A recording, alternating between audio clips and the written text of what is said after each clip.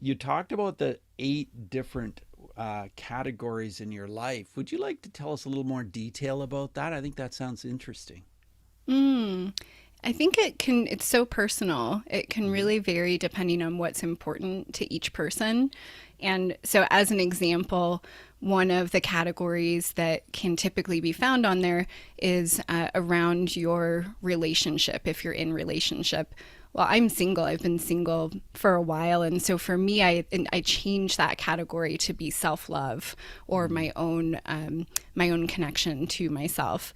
There's also the option you can have a category around like work or finances or Hmm. spirituality, but again, everybody has something that is important to them and how they define it for themselves. So maybe spirituality is personal development, or maybe work is their calling or their creative passion projects. So I mentioned in that workbook, I give an example of different categories and then how people can personalize it for themselves. Yeah. I'm really interested in your 5 minute mindful art activities. Can you tell us about those? I'd love to. It's one of my favorite practices. So, 5 minute mindful art activities, again, essentially is combining mindfulness and art practices together. A lot of times, I also combine meditation in those practices. They're 5 minutes because what I've found for myself, and again, for a lot of my students, is one of the barriers or limitations to starting is often this feeling that we don't have time, or we don't have an hour to invest in a practice, whether that's meditation or art or creativity.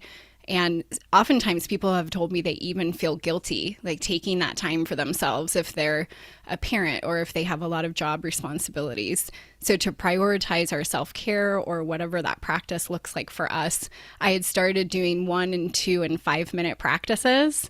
And I would set a timer and I would just dip my toes in.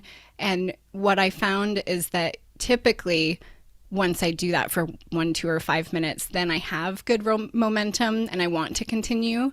And for the students I share it with, if they find that's the only amount of time that they have, it's similar to doing breath work for 1 or 5 minutes. We can have really a profound shift that can happen in a short amount of time. And so, some of the practices, just as an example, is I have a drawing the breath meditation practice that I'll do for those 2 or 5 minutes. And as you're making marks on the page, as you inhale, you're just moving your pen upward. And then as you exhale, moving the pen downward. And when you notice that natural pause that we have at the top of our inhalation or at the bottom of our exhalation, with that pause, you're just gently curving around with the pen. So, what I love about those practices, is that they're really simple, they're short, we don't have to create a lot of time, so it removes barriers. And then also it's so immediate to sync up our breath and making a mark on the page and seeing as feedback. We're really seeing ourselves on the page outside of us to notice sensations and thoughts and breath.